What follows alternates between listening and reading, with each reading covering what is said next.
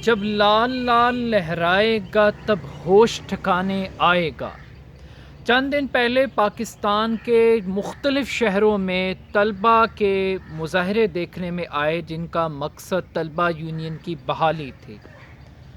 طلباء یونین کے مطالبے نے اس وقت پاکستان کے سیاسی خاندانوں کو خوف میں مبتلا کر دیا ہے۔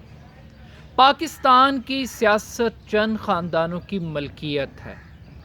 پاکستان کی جمہوریت چند خاندانوں کی غلام ہے۔ اس غلامی سے نجات کے لیے آج پاکستان کے اسٹوڈنٹس کی مطالبہ کر رہے ہیں کہ طلباء یونینز کو بحال کیا جائے۔ اپنے آپ کو ترقی پسند کہنے والے یہ طلباء ترقی پسند اور لبرلزم کے دعوے دار بلاول بھٹو زرداری کو اپنا لیڈر ماننے کے لیے تیار نہیں ہیں۔ یہ ترقی پسند طلباء مریم نواز کو ترقی پسندی کے نام پر قبول کرنے کے لیے تیار نہیں ہیں۔ یہ طلباء مونس الہی، حمزہ شہباز اور باقی خاندانوں کی موروثی وارثین کو سیاسی نظام میں قبول کرنے کے لیے تیار نہیں ہیں۔ پاکستان کے اندر پاکستان کو تقسیم کر دیا گیا کہ یہ بھٹو کا پاکستان ہے، یہ شریفوں کا پاکستان ہے، یہ زرداریوں کا پاکستان ہے، یہ چودھریوں کا پاکستان ہے۔ یہ پاکستان اگر نہیں ہے تو مڈل کلاس کا پاکستان نہیں ہے، یہ نوجوانوں کا پاکستان نہیں ہے۔ پاکستان کی سیاست اس وقت پیسے والے خاندانوں کے ہاتھوں میں یرغمال ہے۔ سیاست کو پیسے کا کھیل بنا دیا گیا ہے۔ نسل در نسل چیزیں چل رہی ہیں لیکن مڈل کلاس کو آگے بڑھنے نہیں دیا جا رہا۔ اب انٹرسٹنگ بات یہ ہے کہ جہاں پہ پاکستان چند خاندانوں کی ملکیت ہے، وہیں پاکستان کے شہر، کوئی شہر رانوں کا ہے، کوئی چٹھے حکمران ہیں، کہیں پہ چودھری حکمران، کہیں پہ ستار حکمران، کہیں پہ لغاری حکمران اور کہیں پہ مزاری، کہیں پہ دریشک۔ پاکستان باقاعدہ طور پہ ایک فیملی فیوڈلسٹک سوسائٹی کے ہاتھوں کے اندر جکڑا ہوا ہے۔ اس نظام کو جکڑنے کی بنیادی وجہ کیا ہے؟ اگر پاکستان میں طلباء یونین بحال ہو جائے تو ہوگا کیا؟ اگر طلباء یونین بحال ہو جائے تو بلاول کو کون اپنا لیڈر مانے گا؟ مریم نواز کے قدموں کو کون چومے گا؟ حمزہ شہباز کے آگے ہاتھ باندھ کے کون کھڑا ہوگا؟ یہ ان خاندانوں کا بنیادی مسئلہ ہے جو پاکستان کو اس وقت اپنی امپائر سمجھتے ہیں۔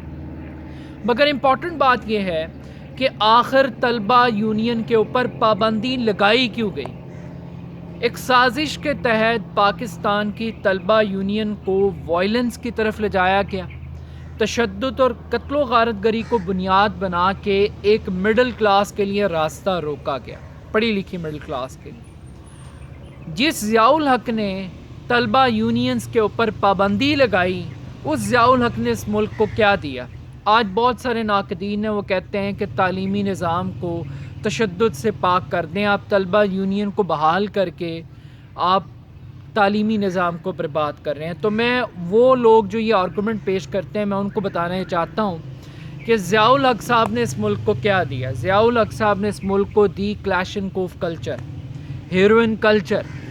یہاں پہ جس طریقے سے جہادی تنظیمیں بنائی گئیں، جس طریقے سے سوشل فیبرک کو تباہ کیا گیا، تو یہ طلباء یونین کو بند کرنے والے صاحب نے پاکستان کو دیا۔ پرویز مشرف صاحب اس ملک کو کیا دے کے گئے؟ پرویز مشرف صاحب انلائٹن ماڈریشن کا نعرہ لگایا۔ 9/11 کے بعد پورے پاکستان اب تک 70,000 قیمتی جانیں ہم ضائع کر چکے ہیں کہ امریکہ کی جنگ کو ہم نے اپنی جنگ بنا لیا۔ اور جو ان کے پیروکار ہیں، ضیاء الحق صاحب کے پیروکار کون؟ جناب میاں محمد نواز شریف، جو اس کی قبر پر کھڑے ہو کے کہتے تھے کہ تمہارا مشن نواز شریف جاری رکھے گا۔ تو وہ لوگ، وہ پولیٹیکل ایلیٹ جو ہمیں تحفے میں دے کے گئے، انہوں نے اس ملک کے ساتھ کیا کیا؟ آج حالت یہ ہے کہ پاکستان کے اندر ایسی پولیٹیکل پارٹیز اور ایسے لیڈر ایکسیپٹیبل ہیں جو پاکستان کے اندر یہ بات کرنے کے لیے تیار ہیں کہ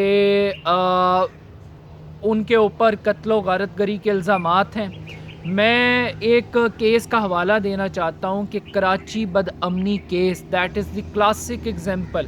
جو لوگ کہہ رہے ہیں اس ملک کی سیاسی جماعتیں اگر دہشت گردی کریں تو وہ قبول، اس ملک کی قتل و غارت گری کے اندر سیاسی جماعتوں کا کردار ہو تو اس کے اوپر کوئی پابندی نہیں، وہ ایکسیپٹیبل ہے. لیکن طلبہ یونین کو اس لیے بین کر دو کیونکہ مڈل کلاس کہیں تمہارے بچوں کا راستہ نہ روک لے، اور اس پہ لیبل کر دو کہ نہیں ہم تو دہشت گردی کی وجہ سے، قتل و غارت گری کی وجہ سے روک رہے ہیں.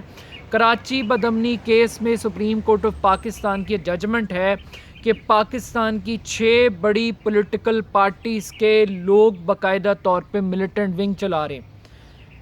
کراچی آپریشن کو 5 سال لگے، کراچی کو دہشت گردی سے نجات دلانے کے لیے. وہاں MQM کے ملیٹنٹ ونگ تھے، پیپلز پارٹی کے ملیٹنٹ ونگ تھے، ANP کے ملیٹنٹ ونگ تھے، آفاق گروپ اور پتہ نہیں کتنے کتنے گروپس تھے اور سپنٹر گروپس تھے جو آپس کے لڑائی کر رہے تھے. تو اس ملک نے بھگتا ہے کہ ایک لیڈرشپ نہیں تھی، اور جو لیڈرشپ ہمیں دی گئی اس کے فیصلوں نے اس ملک کو کہاں پہنچایا.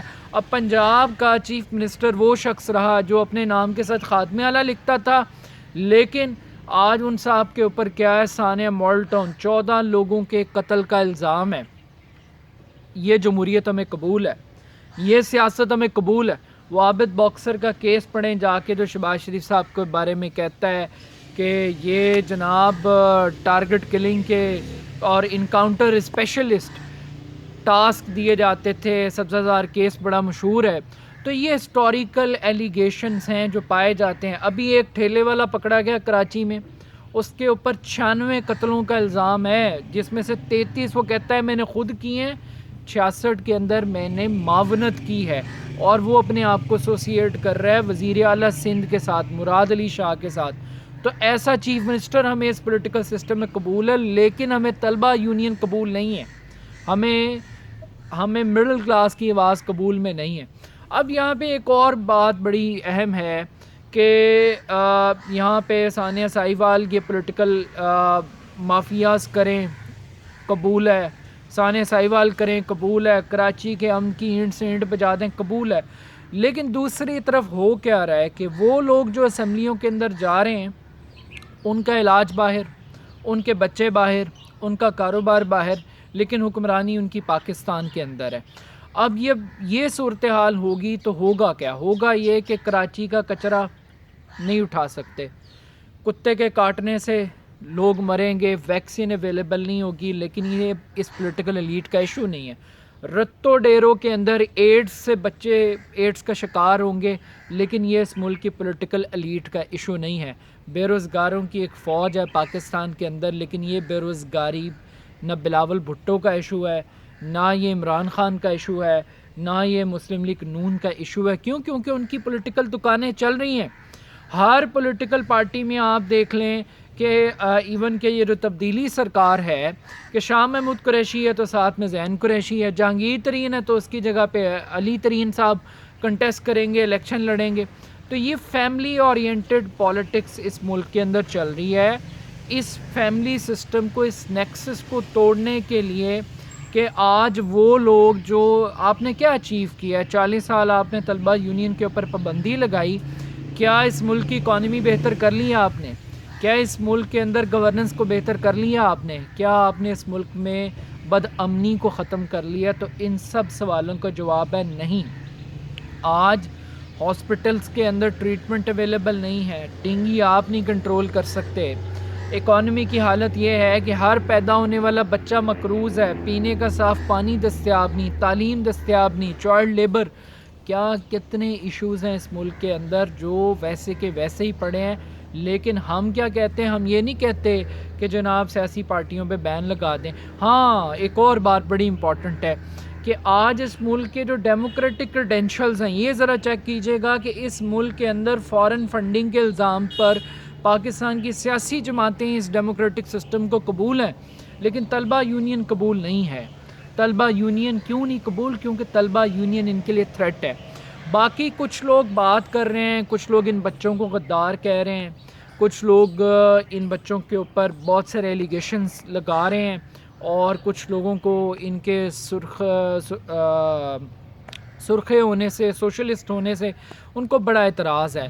تو میں چند گزارشات بڑے ادب کے ساتھ کہنا چاہتا ہوں، دیکھیں آپ سبز ہیں، آپ سبز رہیں، وہ سرخ ہیں ان کو سرخ رہنے دیں، لیکن ایٹ لیسٹ ایک کامن ایجنڈے کے اوپر آئیں، ایشو کے اوپر آئیں۔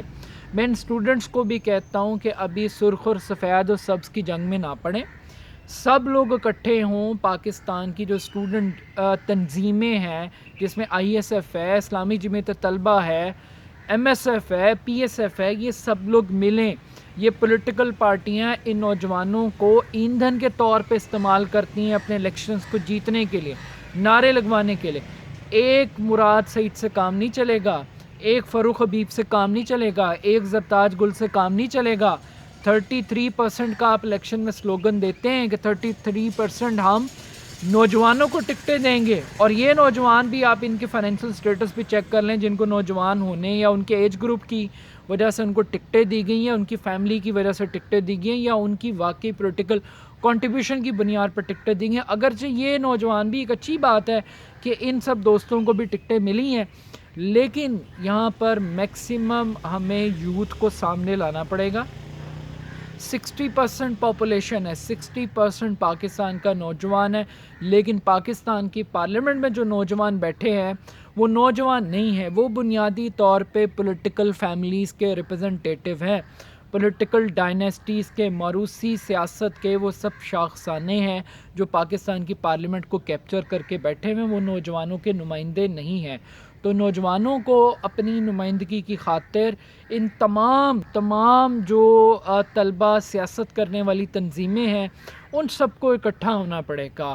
یہ سرخ اور سبز کی ڈبیٹ سے نکل کے کامن ایجنڈے پہ آنا پڑے گا، اور یہ توقع مت رکھیں۔ بظاہر آپ کو وزیر اعظم اس ملک کا سٹیٹمنٹ دے رہا ہے کہ جناب بڑی اچھی بات ہے، قانون سازی کریں گے، وہ پیپلز پارٹی بھی کہہ رہی ہے، یہ سب ڈکوسلے ہیں۔ میں یاد دلانا چاہتا ہوں کہ یوسف رضا گیلانی صاحب نے بھی پارلیمنٹ کے فلور پہ کھڑے ہو کر یہ کہا تھا کہ میں طلبہ یونین کو بحال کرنے کا اعلان کرتا ہوں، لیکن اس بات کو بھی 10 سال سے زیادہ کا عرصہ گزر چکا ہے، طلبہ یونین بحال نہیں ہوئی اور نہ ہوگی، اور نہ اتنے آرام سے یہ لوگ ہونے دیں گے۔ باقی ایک آخری بات میں ضرور کہنا چاہتا ہوں کہ دیکھیں، آپ طلبہ یونین کے اگر آبجیکٹیو کو اچیو کرنا چاہتے ہیں تو کوشش یہ کریں کہ آپ کے پروٹیسٹ کے اندر آپ کی آواز اٹھانے کے موقع کے اوپر کوئی اس قسم کا بینر، کوئی اس قسم کی ایکٹیویٹی نہیں ہونی چاہیے جو اینٹی اسٹیٹ ایلیمنٹس کو سپورٹ کرے۔ پاکستان کی فوج کے اوپر، اس کے پولیٹیکل رول کے اوپر مجھے بھی بہت زیادہ اعتراضات ہیں، اور میں بھی کھل کر